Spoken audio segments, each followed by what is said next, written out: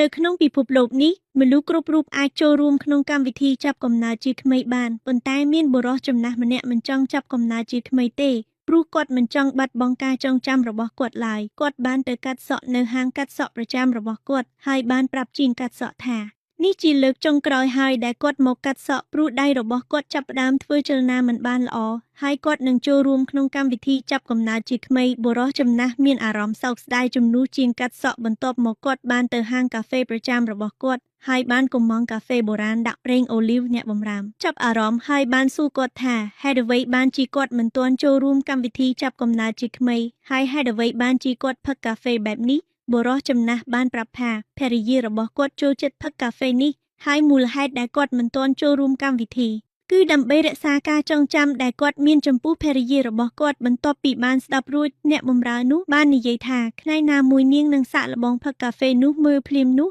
រូបភាពអតីតកាលរបស់បុរសចំណាស់ក៏បានរំលឹកឡើងវិញវាបង្ហាញថាអ្នកបម្រើនោះគឺជាភរិយារបស់គាត់ដែលបានចាប់កំណើតជាក្មេងពួកគេទាំងពីរបានជួបគ្នានៅហាងនេះហើយបានឆ្លងកាត់ការលំបាកនិងសុភមង្គលជាមួយគ្នារហូតដល់ថ្ងៃដែលនាងធ្លាក់ខ្លួនឈឺនាងបានស្នើឲ្យគាត់ចាប់កំណើតជាក្មេងជាមួយគ្នាប៉ុន្តែមានតែនាងប៉ុណ្ណោះដែលបានចាប់កំណើតខណៈពេលដែលគាត់សម្រេចចិត្តមិនធ្វើដើម្បីគាត់អាចរក្សាការចងចាំដ៏ស្រស់ស្អាតទាំងនោះទុកបានយូរ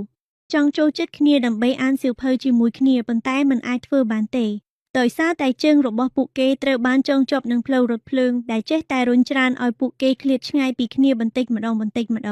ក្មេងប្រុសអ្នកក្រក៏ត្រូវបញ្ចប់ជីវិតនៅតំបន់ក្រីក្រមួយខណៈដែលក្មេងប្រុសអ្នកមានបានទៅរស់នៅក្នុងកន្លែងដ៏ស្រស់ស្អាត10ឆ្នាំបានកន្លងផុតទៅក្មេងប្រុសអ្នកក្រនៅតែបន្តធ្វើការនៅក្នុងរោងចក្រជាមួយកម្មករដទៃទៀតការងារដែលធ្វើពិតជាគួរឲ្យធុញទ្រាន់ប្រៀបដូចជាពួកគេជាមនុស្សយន្តផ្ទុយទៅវិញនៅកន្លែងដ៏ស្រស់ស្អាតនោះមនុស្សរស់នៅយ៉ាងមានសេចក្តីសុខថ្ងៃមួយក្មេងប្រុសអ្នកមានបានមើលចុះពីលើជណ្ដើរយន្តរោងចក្រហើយបានឃើញក្មេងប្រុសអ្នកក្រកំពុងធ្វើការយ៉ាងនឿយហត់គេភ្ញាក់ផ្អើលដែលឃើញមិត្តរបស់គេនៅតែជាប់គាំងនឹងជីវិតដែលនោះអ្នកទាំងពីរធ្លាប់ស្រឡាញ់ការអានសៀវភៅប៉ុន្តែបែរជាឃើញថាខ្លួនឯងត្រូវបានចងជាប់ទៅវិញក្មេងប្រុសអ្នកមានបានប្រមូលភាពក្លាហានហើយបានបំបែកច្រវាក់ដែលចងគេហើយរត់ទៅតំបន់ក្រីក្រនោះដើម្បីជួយក្មេងប្រុសអ្នកក៏គេបានជួយបំបែកច្រវាក់ដែលចងមិត្តរបស់គេបន្ទាប់មកក្មេងប្រុសអ្នកមានបានបង្កើតកម្លាំងជំរុញចិត្តដល់អ្នកមានដទៃទៀតឲ្យជួយគ្នាដោះលែងមនុស្សក្រីក្រឲ្យមានសេរីភាពនៅទីបំផុតអ្នកទាំងពីរបានត្រឡប់ទៅកន្លែងអង្គុយអានសៀវភៅរបស់ពួកគេវិញ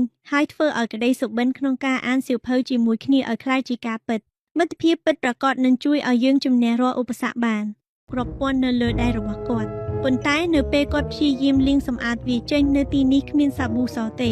បុរសម្នាក់នេះក៏ដកដបទឹកអាល់កុលលាងដៃចេញមកប៉ុន្តែភ្លាមនោះនៅពេលដែលគាត់ហៀបនឹងលាងដៃគាត់ក៏ស្រាប់តែភ្ញាក់នឹងសំឡេងផំរបស់អ្នកដែលកំពុងចូលបន្ទប់ទឹកក៏បណ្ដាលឲ្យដបទឹកអាល់កុលលាងដៃនោះធ្លាក់ទៅលើឥដ្ឋដោយសារតែគាត់ខ្លាចមេរោគខ្លាំងពេកគាត់ក៏អន់រើសវាទាំងស្ទាក់ស្ទើរព្រោះការសម្ភាសការងារនឹងចាប់ផ្ដើមក្នុងរយៈពេល5នាទីទៀតខណៈនោះគាត់ក៏បានសង្កេតឃើញបុរសម្នាក់ទៀតដើរចេញទៅដោយមិនបានលាងដៃថែមទាំងចាប់កាន់ដៃទ្វារច្រកចេញតែមួយគត់នោះទៀតផងបុរសម្នាក់នេះមានអារម្មណ៍ខ្ពើមម្អើមយ៉ាងខ្លាំងលើសពីនេះទៅទៀតពេលវេលារបស់គាត់នៅសល់តែ2នាទីប៉ុណ្ណោះប៉ុន្តែខណៈដែលគាត់ហៀបនឹងទៅយឺតពេលទៅហើយស្រាប់តែមាននរណាម្នាក់ចូលមកហើយបើកទ្វារចាំគាត់ដែលជួយគាត់ទាន់ពេលហើយនៅពេលគាត់ទៅជួបប្រធានក្រុមហ៊ុនគាត់ក៏បានកត់សម្គាល់ឃើញរឿងម្យ៉ាងគឺថាប្រធានក្រុមហ៊ុននោះគឺជាមនុស្សដែលមិនបានលាងដៃម្នាក់នោះឯងបុរសម្នាក់នេះក៏ត្រូវតែយល់ព្រមចាប់ដៃជាមួយគាត់ហើយនៅថ្ងៃនោះគាត់ក៏ត្រូវបានគេជួលឲ្យចូលធ្វើការ